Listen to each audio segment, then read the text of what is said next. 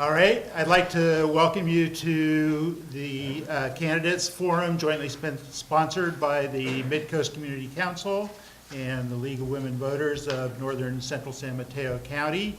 We're hoping everybody gets to learn their candidates, and for those who are here, you can tell people who weren't here, it's available on video. And for anybody who wasn't here for the first session, the bathroom is through that door and down the hall. And now I'm going to turn it over to Jackie, your moderator.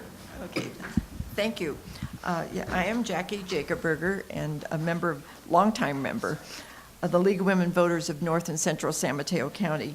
And we really appreciate groups like the Mid-Coast Community Council for sponsoring forums. We could not cover all of the forums that need to be done in San Mateo, in our area, without other groups stepping up and finding the places and doing that kind of thing. So first, I'd like to thank the Mid-Coast Community Council especially. First, I have the starting announcements that are at everything you go to now. Please turn off or silence your cell phones so the candidates are not interrupted when they speak. And also we'd say there's no campaign literature in the room. You can have it outside, but no buttons and campaign stuff in the room.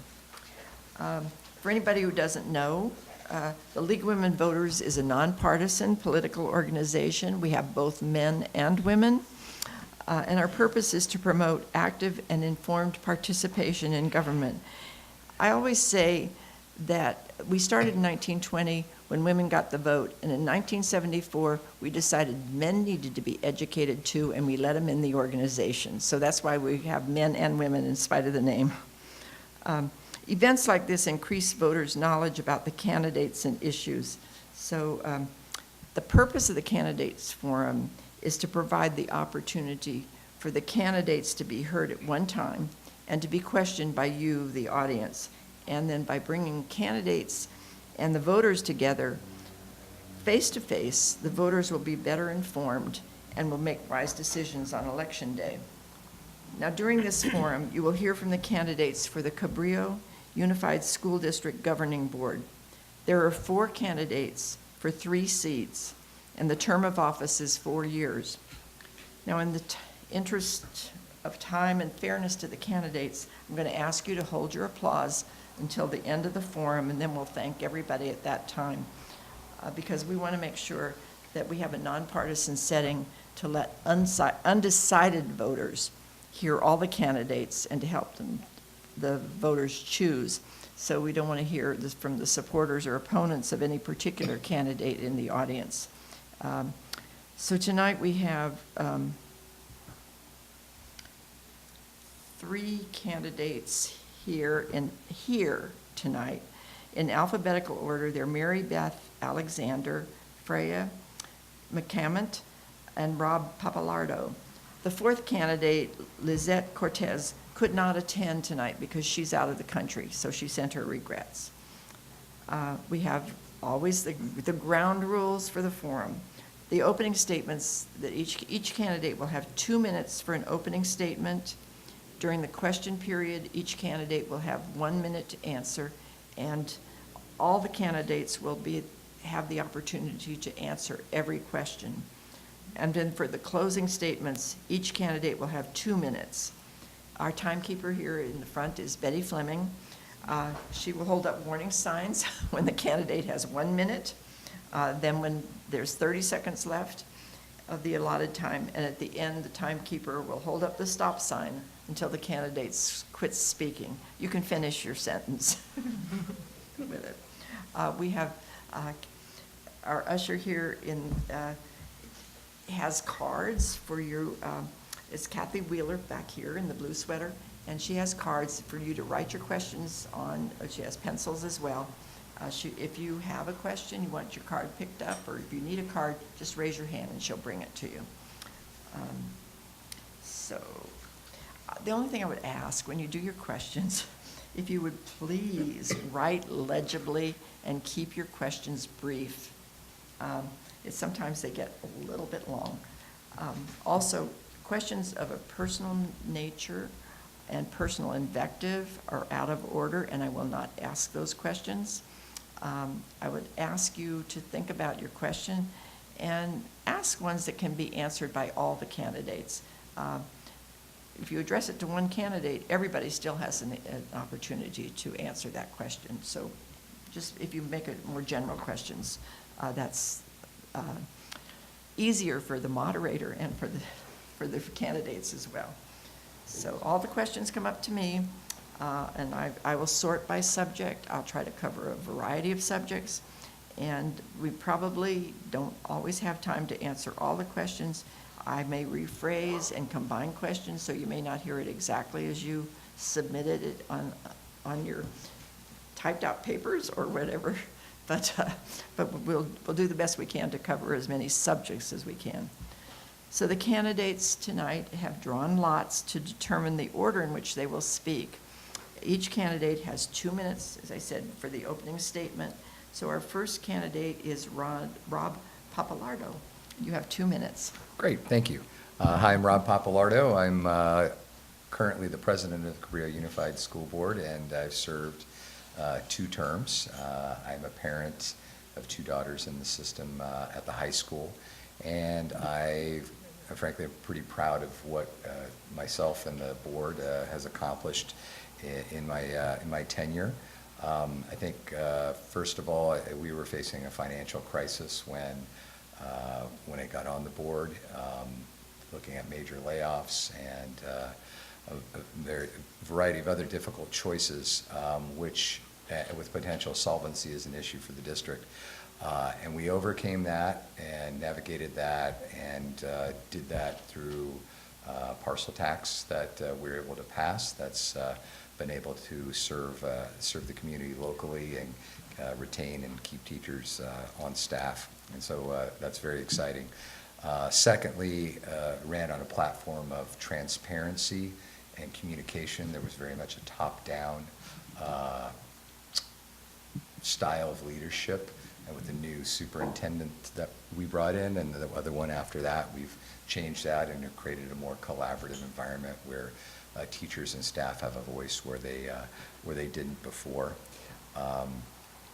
I was involved in both bond campaigns as well as parcel tax, and that's allowed us to rebuild facilities on the coast at Hatch and build a new event center, and we recently passed a bond where we'll continue that work. There's still a lot more work to be done.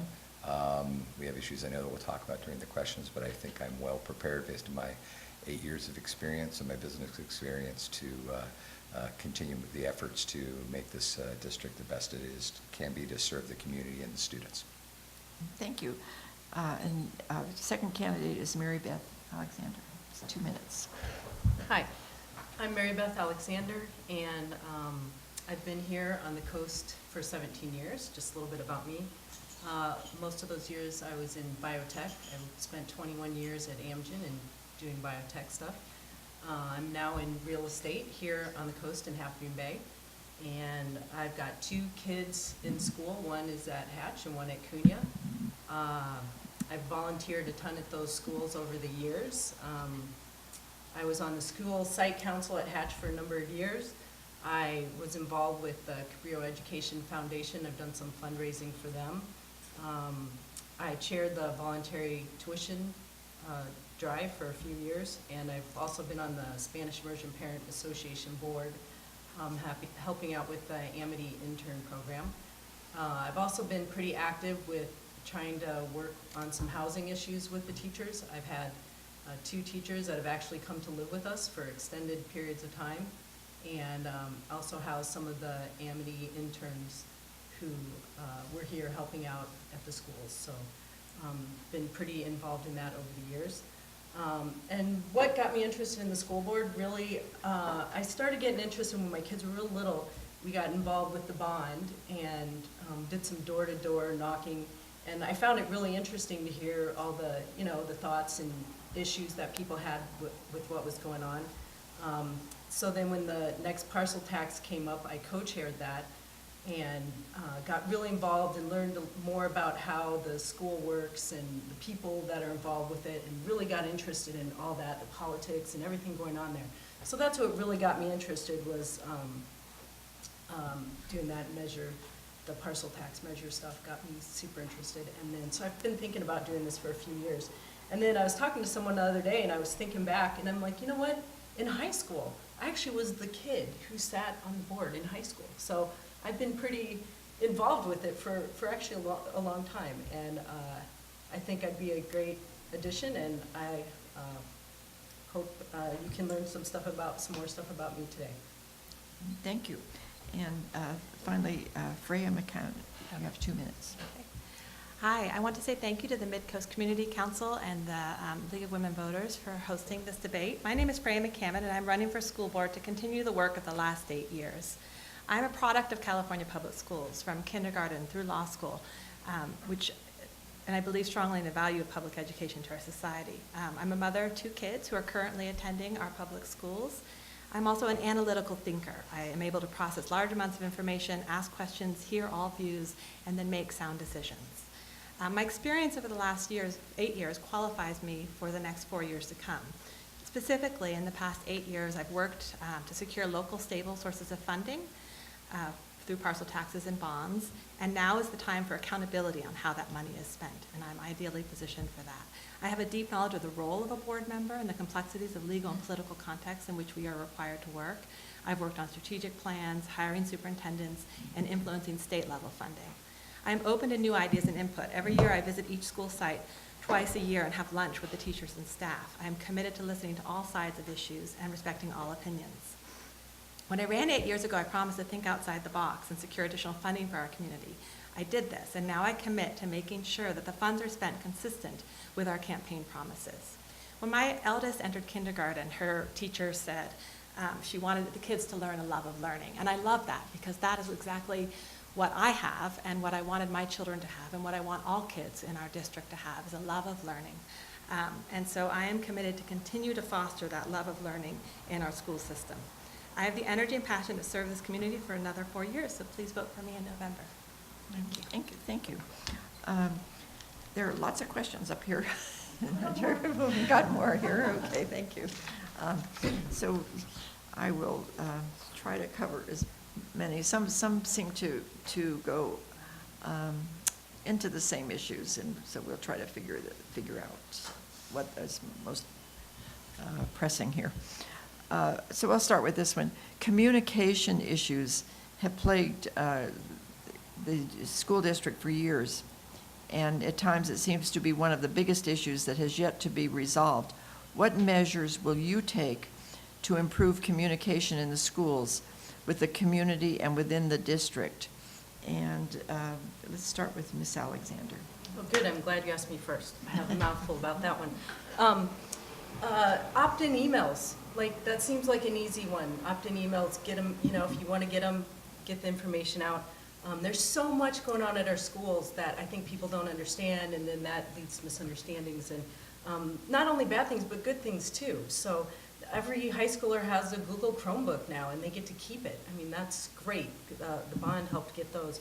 I was at a function the other night, and someone said to me, how about a back-to-school night for people that don't have kids? And I was like, that's a great idea. So we decided it would be called the Annual Community Potluck School Update, but something to bring the community together to learn about this stuff. So it's also kind of a community builder, because there's so many things going on. I just find it so interesting what's happening at the schools, and it's kind of, and there's been a lot done to help with that, but I also think there's more that could be done. So some simple community workarounds like that I think would be great. Thank you.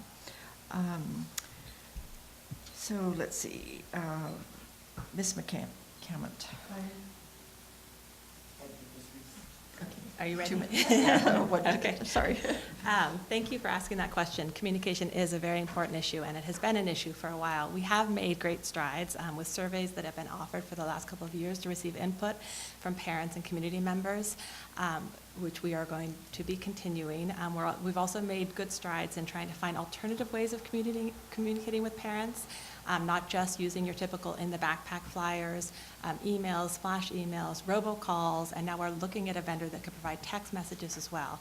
Really what you need in communication is a combination of all those things. And you need to recognize that communication is actually a two-way street. It is not just about us passing our information out to the community and to parents, but it is figuring out ways that they can then provide information back to us on all of those levels. So there is a task force that is currently beginning. I had a lovely discussion with our Assistant Superintendent of Curriculum about the point of the Communications Committee, which we both worked on together for the strategic planning process, and that communications is important to build trust in our community, amongst our parents, and with everyone else. And there is still room to go, but I'm excited to move forward on that. Great. Thank you. Thank you. And Mr. Papalardo. Yes. So as Freya said, we have made quite a bit of headway on the communication front from when we started 8 years ago. It was a very cloistered, low transparency environment, and I mentioned that in my opening statement. We've shifted in that regard, and now the issue is how do we get the communication and messaging out. And I'm actually on the communication task force with another board member and our superintendent. And as Freya said, we're looking at alternatives to push information out, which would include text, enhanced robocalls. We've enhanced all the websites in the district, except the district one, but all the schools, so the information is easier to get to. And we're doing on-site sessions to make sure at each of the schools that the parents are as informed as possible. So it's an ongoing process, and there's more work to be done in the regard that I just mentioned. All right, thank you. There's a couple of questions here, at least on traffic and on busing. And they said, one person says, considering the terrible traffic, would you be in favor of school buses? And then someone else says the school busing program was discontinued years ago due to budget reasons, and that with Measure S&M funds relieving a good deal of the financial pressure, could you be in favor of a comprehensive school busing program that doesn't rely on Samtrans buses or routes? So if you could just address the question of school busing and start with Ms. McCartnett. Okay, thank you. So there's traffic and school busing, I understand. One of the things that's eased our traffic on the coast is the exciting thing that happened at the high school, which was switching to a block schedule with a 0 period, so that not all the students start at the same time, and there is a later start day. And so that was later than what Cunha was. That alleviated some of the traffic on some of the days, which was lovely. We did have to dismantle our school busing system many years ago. We do have more funds through Measure M and S, but that is for buying, building facilities or buying buses. So we could potentially buy more buses currently, but we do not have the budget to staff the buses, which is a very difficult one to do. We have tried some pilot bus programs from Fairlawn View and El Granada area to Cunha. Was a more of a pay basis with a offer for those who can't afford it to have through free and reduced lunching to get free busing as well, and that has worked to alleviate some of that Cunha middle school traffic. We were trying to address some of the concerns at the time around safety of students in that age group. So I'm happy to look at it more. Thank you. And Mr. Papalardo. Yeah, I get the first thing is, though we do have parcel tax and the bond, financial solvency is, continues to be a challenge in the district. So that's a bit of a misnomer. As Freya said, there are not funds to put busing in place through the school district, though we have in fact tested it. And I did spearhead, along with the wellness committee at the high school, the change in block schedule, and that has alleviated some of it. We did change the routing of the buses with Samtrans as well around the high school, as well as did a simple thing as change the stop sign up on Lewis Foster Drive, which greatly enhanced, after a traffic study was conducted, the flow of traffic into high school. So things have improved, but I think the challenge overall is lots of people on the coast all heading over the hill at the same time to go to work. I really don't know the solution to that. Okay, thank you. And Ms. Alexander. So what those guys said, they know the financials, and I totally agree with everything they've said. What I would have to add is just thinking about our government in general, and the city, you know, Samtrans is already involved in busing. It doesn't make sense to try to get other entities involved in that. I love that they're using the city buses for the kids. Does it really make sense to spread, you know, your resources out or have someone just really focus on that? So I like it that they're involved, and maybe we can work with them more. I know it's a problem with the younger kids, them riding alone. But I do think it's a good start, and I do like that they did the pilot to look at some other options, and, you know, I would be willing to look at more, but I know that funding is gonna be a problem that we're gonna be looking in the face here for the next few years. Thank you. Next question, there's lots of questions right here on use of money and facilities, but here, how can the school district properties and facilities be made more useful to the entire community since they pay for them? And let's see, start with Mr. Papalardo. Well, I agree that the school district is the de facto parks and recreation system for the entire coast side with our fields and so forth. So obviously Cunha is the model. As we use the bond money for each of the new fields and facilities at the elementaries, those will be available for athletics and so forth. There is also a policy already in place to allow nonprofits to utilize the schools for meetings and the like at a nominal cost.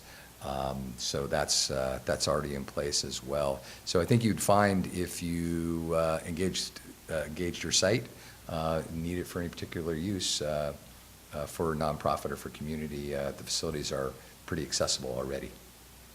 Thank you. And next, Ms. Alexander. Yeah, I agree with what Rob's saying. If people have a need, please come forward and we'll see what we can do, because I realize for our community, they are a big use and people depend on them. So,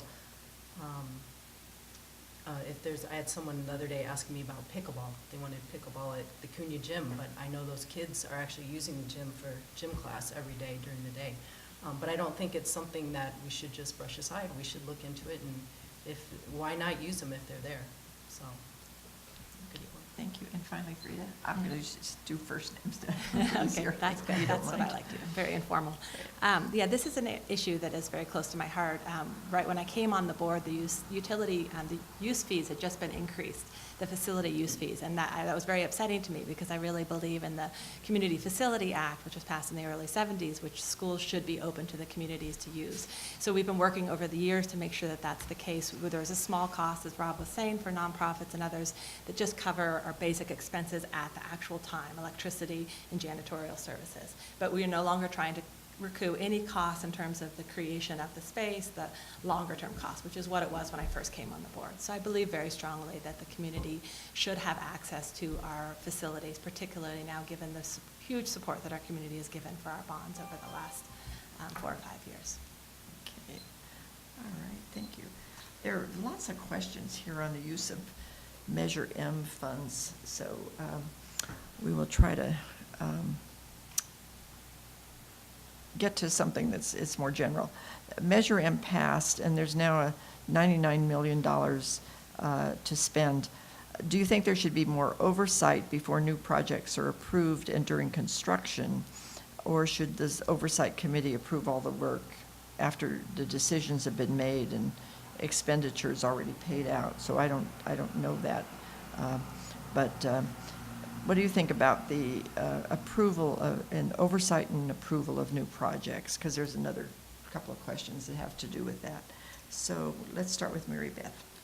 Well, so I think an oversight committee is, something we really need. And in the past, it's been really hard to get people to volunteer for that oversight committee. And I think things have kind of turned the corner this time.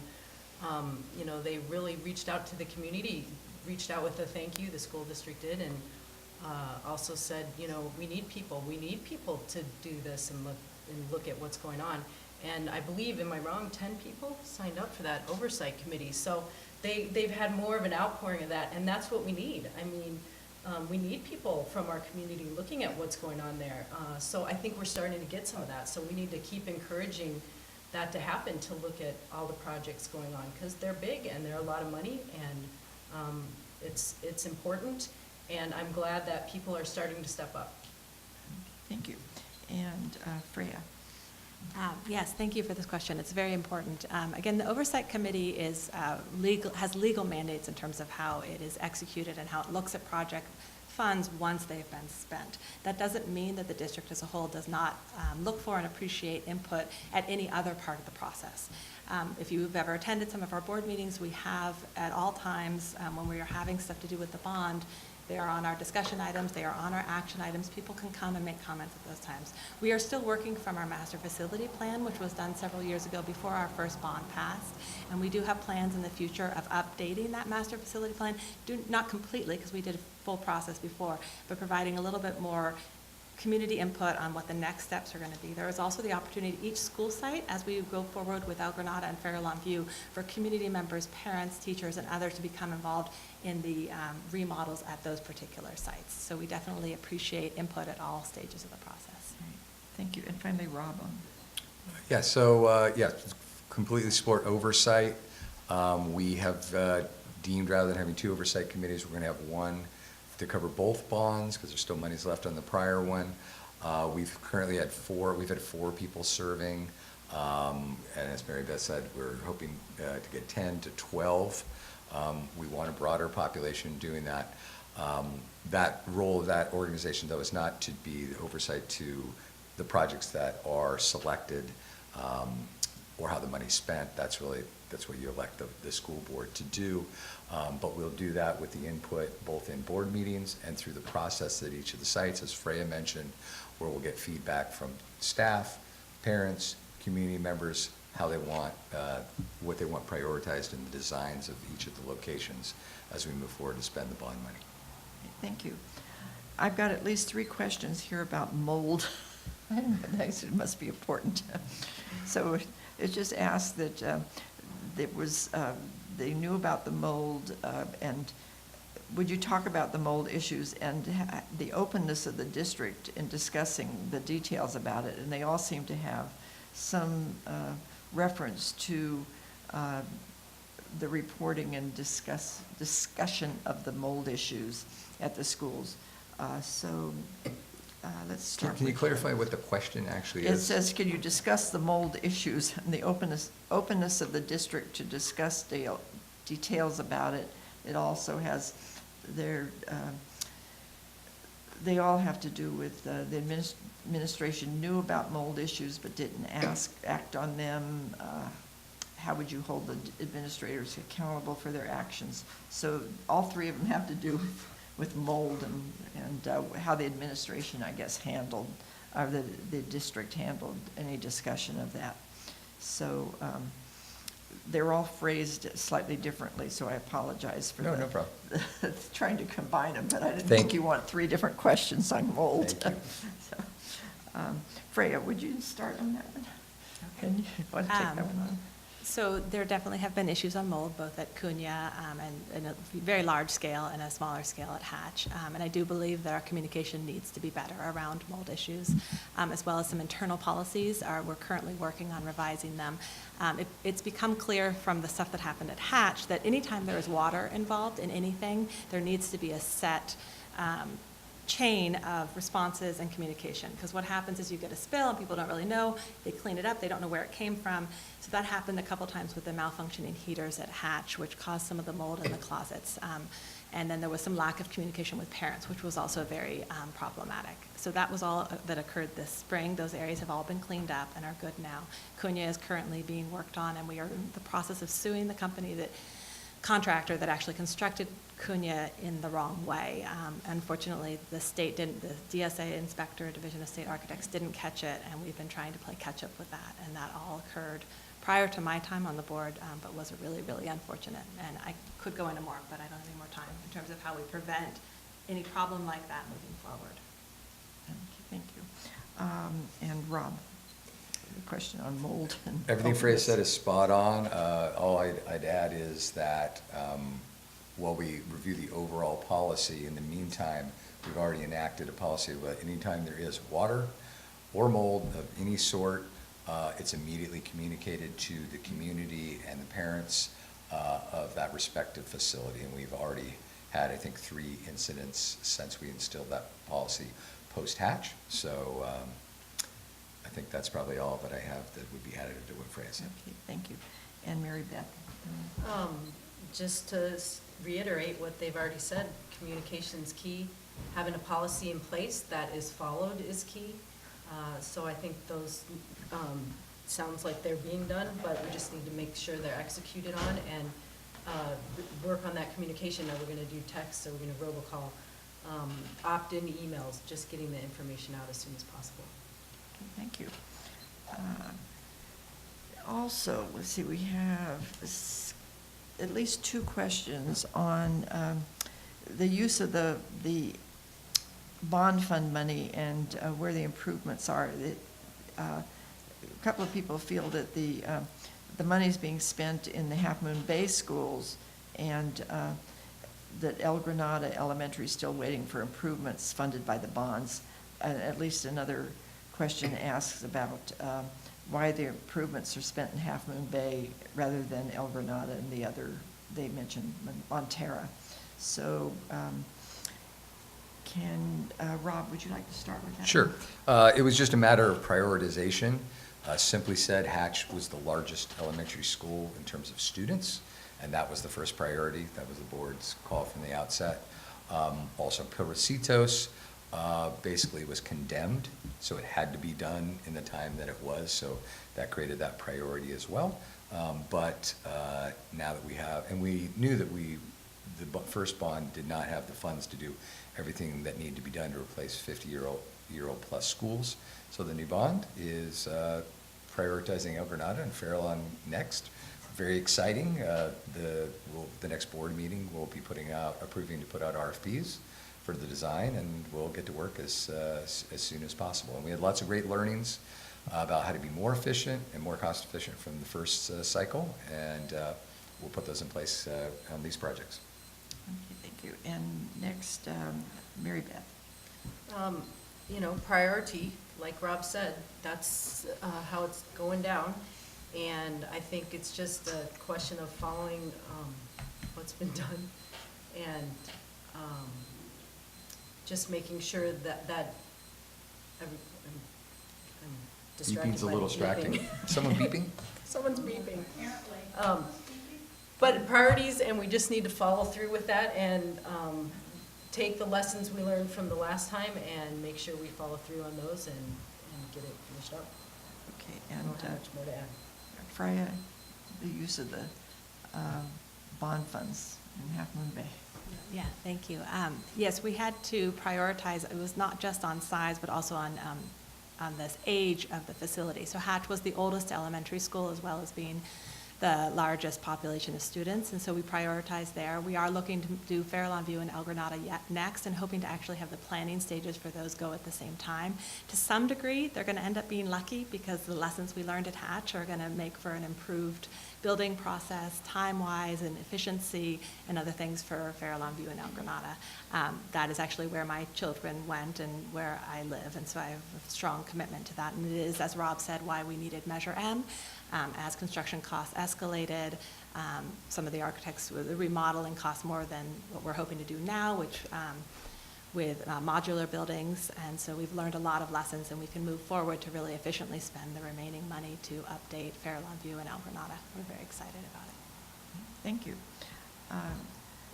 These, lots of things on construction and whatever, but there are some things on actually what happens in the schools. And one is here, drugs continue to plague our middle and high schools, but we often hear about the disproportionate consequences issued to Latino versus white students. I said, what would you do to go, what are you going to do away with this underlying white privilege they use in our schools? Do you agree that there is that? But anyway, how do you feel about the drug situation, and is there a disproportionate consequences between Latinos and whites? And Mary Beth, what do you think? I had not heard that there was disproportionate consequences, but if there are, then surely that is something we need to look at. So I think that goes back to putting policies in place and having rules that everyone knows how to follow, because if that truly is happening, that's terrible. And then just making sure the administrators follow through on that.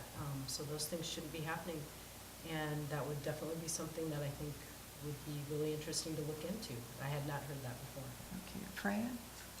Well, kind of two issues. It sounds like it's drugs and consequences. It is really important to continue to do education on drugs and alcohol for teens. We have a great program every 15 minutes about drunk driving. I think we could do more on drug education with our middle school and high school students, and that's something I would like to pursue. I have not seen differential treatment throughout our time. What I have seen over the last 8 years, and apart from pressure from the board, is more restorative justice, less automatic suspensions or expulsions for things, an attempt to really get at, these are children who are making mistakes and learning lessons, just like we as adults have all in our life made mistakes and learned lessons from them. And so as much as possible, trying to make sure that we create scenarios where kids can learn from what they've done rather than simply be punished for it. And that's been a real priority for this board. Okay, thank you. And finally, Rob. Yeah, just to piggyback on that, I mean, when Frey and I started, literally the closed session would be this list of all the people that's been suspended, children, and expelled. And we've virtually eliminated, not eliminated, but probably 90+% reduced the number of suspensions because of restorative justice and counseling. The district has counseling resources overall at about twice the rate of the schools over the hill, which is to deal with everything from drug issues to potential bullying issues, anxiety, stress, suicidal thoughts. We do a survey around that to see how the kids are feeling, and then to serve those needs. But my experience just from looking at the suspensions and the expulsions, I've not seen that bias. I'm always open to having that conversation, but that is not my view of the data. Okay, and I think I got you all. I didn't want to miss anybody there. There are several questions on bond measures, tax measures. It's even, they go all over the place, but, so I guess you've had several in recent years. But it says, how could you be more equitably funded rather than burdening only property owners with parcel taxes and bond issues? And another person asks, why does the district put the bond measures on primary election ballots, and would you commit to putting them only on November ballots when turnout is higher? They're sort of not exactly the same, but they do have to do, I guess, with the fact that apparently there are recent parcel taxes and bond issues, and is there a better way to fund the school? Yeah. Is that me? So, Freya, you want to start that one? Okay. Oh. Yeah, there definitely is a better way to fund the school, and that would be if the state adequately funded public education. So currently, we are 45th in per pupil funding amongst all the other states in this country. We're the 5th largest economy in the world, and yet we are 45th in comparison to all the other states in our country. And that is just reprehensible. Unfortunately, our district is not one that gets thousands and thousands of dollars from their property taxes. We are a revenue limit district. We have to be supplemented by the state. We get about $10,000 per pupil, whereas districts over the hill get $18,000 and $20,000. So if the state could make up that difference, if the state could adequately fund education, then we wouldn't have to rely on the generosity and the support and the contributions from our community. We are very lucky, however, that we live where we do and that people have been so kind in this community to support our parcel taxes and our bonds so that the kids can have a semblance of an equitable education. And unfortunately, there is no other mechanism that a school district can use besides these. Otherwise, we would be exploring them. So. Okay, thank you. And let's see, Rob. Yeah, the answer to the question is unfortunately, no, there's not a better way for the reasons Freya just mentioned. And in fact, this year, 2017-2018 school year, we're fully funded as per the state. That means that this year, we get the exact same amount of dollars as we received per student in 2007 with no inflationary COLA, no increase. So you know what inflation's looked like over that 10-year period. That means that means reduced services for kids. And the only way we can solve this gap is frankly with parcel tax. And it's mission critical to our district. It's about $1.6 million on a $35 million budget. And without it, we'll have significantly larger classroom sizes. We'll have layoffs. The list goes on. So it's mission critical. Okay. And then finally, Mary Beth. Well, I completely agree with what they've said. And sure, if there's a better way, let's do it. But I don't know a better way. So if anyone has ideas or any way you want to, any thoughts about it, let me know. But I don't know any better way right now to raise that kind of money, and the school is in desperate need. I mean, 2000, 2007, 2008 levels to be considered fully funded right now from the state. It's gonna be tough going for the years ahead. So no one wants to pay more money, and I would be happy to hear suggestions, but right now I don't know another way to move forward and still be able to offer our kids a quality education. Thank you. There's still, I guess, references to communications, and this one kind of goes along with that one. It says, it's talking about the bomb threat handling at Kuna, and said, what would you do to ensure the safety of our students going forward and to ensure proper handling of emergencies if this person feels like was not handled well? So, Rob? Sure. Spent a lot of time going through the details of what's occurred, and there's definitely opportunity for improvement. And right now, we currently drill on all kinds of emergency procedures through the course of the year. We recently engaged, there's a big 5 different government agencies that help with these issues, and we will be receiving some reporting from that at the next board meeting. We've also hired an outside safety consultant as well to give us a removed third-party view of how it was handled. But from the Cunha situation, we know that we evacuated the buildings fairly well, but the pickup at the school out on the field needs to be fixed. And we're going to do that through the process that I just mentioned. Okay, Mary Beth? Yeah, so I was part of that, and my kid was there for that. And I was happy that they got the kids out quickly and calmly, and they were away from the school. So that part of it I loved. And I do agree that there could be some more different things put in place around how to pick them up safely and make sure each kid gets home with the proper people. But I think that's something that's solvable, and I think they've been working on that. The other thing I was kind of concerned about was the direction from the sheriff's office. Putting cars down the street right in front of the building, or parents walking right in front of the building. If there was a bomb in there, I walked around with my kid on the way back. So I think there's some lessons to be learned, and it was a hard way to learn it, but I was glad they got them out quickly and calmly and safely. But it sounds like they're doing some work on that, and we should look at all of our safety procedures and keep drilling on them and make sure everything's safe for our kids. Okay, and then finally, Freya. Yeah, I'm going to reiterate some of what was already said. The kids did get out safely, and that has been practiced, and so was done efficiently. The pickup with the parents was not at all efficient and was very chaotic. I also was there picking up my child. We have already talked about how we can make that better. We're trying to work on internal policies. Even the review had a suggestion we actually do drills with parents. At first I thought, how could we ever do that? Then you start to imagine, okay, maybe you have a set day and you say this is how you're going to pick up your kids. So I think that there's a lot of ideas out there where we can begin to really make sure that our preparedness is there. And I think that we also need to be sure to support the kids. They're in a world that's very different than the world that we grew up in, and this is their fear, and they live with it way more than we do. And so that's also been a priority in terms of mental health and other issues for our children that are going through it. So yes, we have to work on these policies and procedures. We also need to make sure to take care of our kids as they live in this new world. Okay, thank you.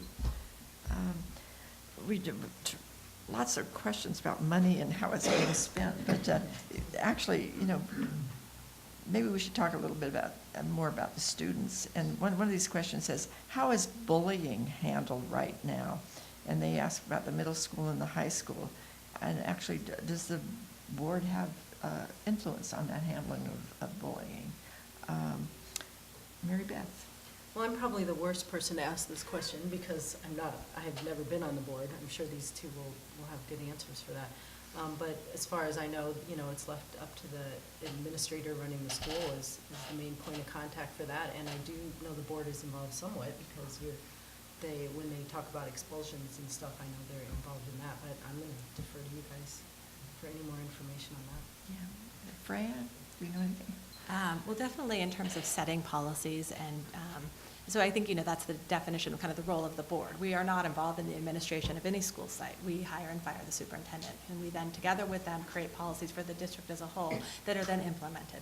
We definitely are anti-bullying. I think that's very clear. When my first board meeting, I actually came and spoke about bullying as an issue. And since then, we've had several programs, some second step curriculum, which is at the elementary level, also our positive behavior intervention and supports, which is now being implemented at all schools. It's a tiered program, so you have the first was to everyone in the population of the school, which are certain rules: be safe, be responsible, be kind, and then it goes up in levels as behavior is escalated and responded to in that way. We try as much as possible to work with students rather than punishment, similar as before, to have restorative, have them learn from what they're doing and what lessons. Of course, if it gets so bad, then of course there has to be some kind of consequence. So it is definitely a very important issue. It's kind of an ongoing issue in terms of dealing with students. Thank you. And finally, Rob. Yeah, there's, just as Freya said, there's anti-bullying policies in place, there are anti-bullying programs. Our objective would be to have the children, to teach them the skills to communicate with each other so that they could resolve and get through that. That's really the strategy in the district that we're utilizing in a variety of different places. So the one exception would be when there's a threat of physical violence to another student. We still want to try restorative justice, but that's when there's a repercussion of a suspension, typically, as those kind of threats cannot be accommodated. But there's always more to be done, especially with social media.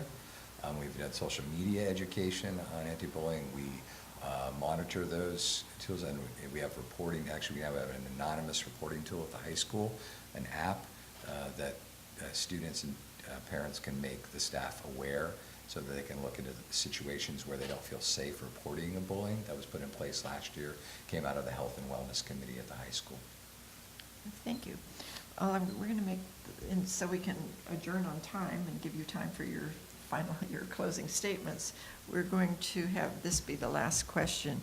And there's just a couple of questions here about legal fees. And if you know how much of the budget in the past 5 years were spent on legal fees and lawsuits rather than on, funds for schools, sports fields, or whatever. So can you address anything about the district's spending on legal fees in the last 5 years? And Rob, would you like to start with that one, please? Sure. Well, we definitely spend money on legal fees. There's no question about that. I don't know the numbers, so I won't speak out of turn in that regard. We have a large lawsuit tied to where we probably spent the most money, tied to Cunha and suing the builder of that. Since that's a multi-million-dollar issue, we're not, we're doing everything we can to recoup what we can for the community. We also have lawsuits related to special ed. That's common, a source of legal fees as well. I don't think that's particularly significant in the scale of the budget. So those kind of the two main areas, along with just contracts and those types of things as we're doing projects. Thank you. And Mary Beth, anything about legal fees? Well, I think we need to protect the schools, so we need to make sure that, we do have lawyers in place to make sure that we can protect what's going on. The Cunha thing, if we get any money out of that, that's going to be money well spent. I think it's, we have to at least try. It's so much money that we have to at least try. And I think it's well spent if it's protecting the schools from things that they, might have done that people think is wrong, but it's not, so they have to protect themselves. So. Great, thank you. And Freya? Again, I don't have any specific numbers in front of me. I do look at every single budget that that is presented to us, but it's normally not broken down in that way, and I wouldn't be able to recall on my own as well. I do think that, where there's a consciousness of trying to keep legal fees not excessive. Nobody wants to spend that money there. We have plenty of other priorities, mental health, teacher raises, to keep teachers here, that we would prefer to be spending money, but there are certain necessary costs of doing business. As Rob referenced, our litigation against the contractor who went out of business and then was bought by another company to try and recoup some of those costs. We also have compliance under special ed and compliance with contracts. We need to make sure that all of those things are legal, so we spend the fees that we need to on those. Thank you. Well, thank you to the audience for all these questions. I still have a whole lot of questions, but we never quite get through them all, and so we do try to combine as much and cover as many different topics as we can. So now it's time for the closing statements, and each candidate's going to have 2 minutes for the closing statement, and for those, we reverse the order from that of the opening statements. So we will start with Freya McCammon. And this is one of my big differences from 8 years ago. I now have glasses. Again, thank you to the Mid-Coast Community Council and the League of Women Voters, to my fellow candidates for stepping up to run, and to the audience for coming tonight to listen and be part of the political process. I want to reiterate that I have the skills and experience to continue on the board and follow through on our commitments to this community, to spend our money wisely, improve communication, close the achievement gap, and retain qualified teachers. I want to speak a little bit about my philosophy about education, because this is an opportunity to do that. I believe that every child should be inspired to do their best, follow their dreams, and develop a love of learning. It's vital that we teach our children to be inquisitive, compassionate, kind, engaged in society, and pursuing further studies and work wherever their own skills and intelligences lead them. I believe there are many different kinds of intelligences, not only those that allow kids to do well on tests or solve a math problem. There are musical talents, social and emotional skills, artistic talents, organizational intelligence, mechanical skills, and many others that will lead our children to achieve successful goals in life. I believe that we've made progress in supporting these alternative goals, and I think that we can do more to do that, to make sure that every child can succeed in their own way. I recall a visit to Pilarcitos about a year ago when Raj was conducting a closing circle and asking everyone to name their hero. I mentioned my dad, who had recently developed dementia, because he was someone that had always been there for me.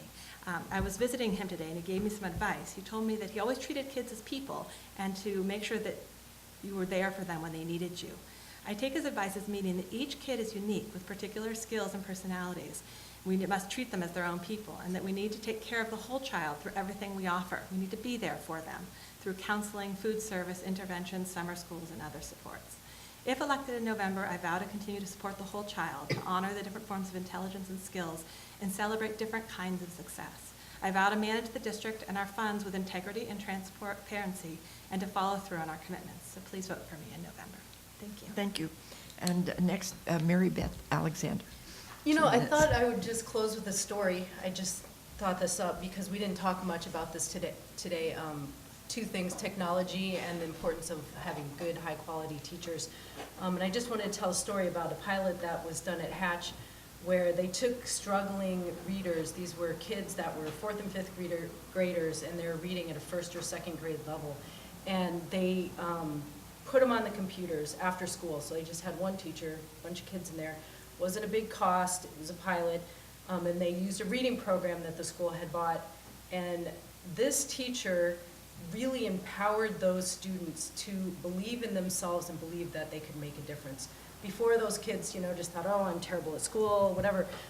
But she believed in them, and she gave them the confidence to believe that they could help themselves, that they could do something on their own. And these kids took that reading program, which would, if you're struggling in a certain area, it would give you more problems on that. It would adjust to where they were. And these kids were going up by leaps and bounds. Within, weeks, months, they were going up grade levels. The teachers of the classes they came were coming back and saying, what are you doing with these kids? These kids are they're going beyond our wildest dreams. They're doing great. And that story really stuck with me because it just, two things. We have technology now. The bond has gotten us that technology. Can we leverage that? Since we're in such a tight budget crunch, can we leverage the technology to help some of those kids and help them to help themselves? I mean, these kids were so into it. They were going to the library on the weekend. They were coming in at recess to do it. And it was simple things. If they passed a level, she would show the certificate. They would all clap and give it to them. You know, if they passed a big level, they would get a candy bar or something. But it was those little things. So those two things kind of stuck in my mind that I want to look at going forward, like leveraging the technology we have, and also looking at attracting and retraining those high-quality teachers. So I'm excited to be part of this. I'm enthusiastic. I'm a hard worker, and I hope you'll vote for me. Thank you. Thank you. Thank you. And finally, Rob Pappalardo. Great, thank you. Well, I think that the district is in a much better place now than it was when I got on the board, for some of the reasons that I mentioned at the outset. And while there is more work to be done around communication and transparency, we're in a much different place now, and I'm thrilled about that. A good example of that is the collaborative relationships we now have with the reunions, where frankly it was at a loggerhead where there's barely any communication back then. Now everybody's treated with respect, it's inclusive, and we listen to each other to drive the best outcomes that we can. And I think you've talked to both unions; they're very pleased with the state of the contracts. Financially, the district, we navigated through very rough waters, and that experience is frankly critical as we're running into them again, because the district had approximately $1 million in additional pension obligation that we didn't have when the year started, which creates a huge issue when our total budget's about $35 million, and we're going to have to be very creative to navigate through that, and we'll talk more about that.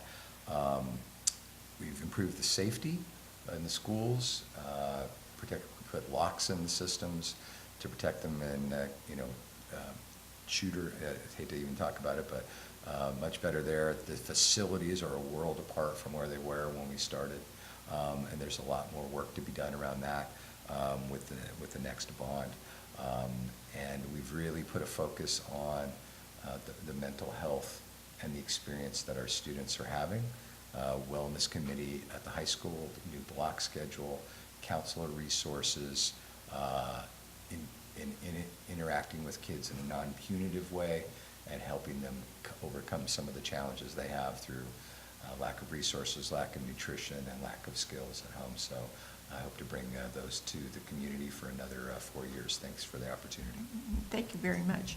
And I would just like to say, you can find more information about candidates on the League's Voters Edge website. It used to be the old Smart Voter, but all the candidates have been invited to put their information up. I haven't checked to see if they did, but they do have that opportunity. They can even link to their own websites if they have them. Just a reminder, for this election, all the voters will receive a mail-in ballot. You'll get it. Some are, I think, already have left and are on the way to your mailboxes. The county sample ballot has lots of information about how that mail-in ballot is working. You can put it in the mailbox. You can take it to a vote center. And I think one of the vote centers opened today. I can't remember, but there's a whole list and all the hours of those. So if you don't like putting your mail and putting it in the mailbox, there are other ways to return your ballot. There will not be all those little local precincts like we've had in the past. And just be sure that you register. If you aren't registered or somebody in your family's not registered, do it by October 22nd, although you could go to a vote center after that, up until Election Day, and you could register and cast a provisional ballot if you had to do it after the 22nd of October. Just remember to vote on Tuesday, November 6th, and encourage all your family and your neighbors and friends and everybody to also vote. So now it's time for you all to join me in applauding and thanking the candidates for running for a seat. I think it takes a lot of courage to get out and run, whether you get elected or not. And so I always respect anybody who goes to the trouble to run for office. So thank you very much.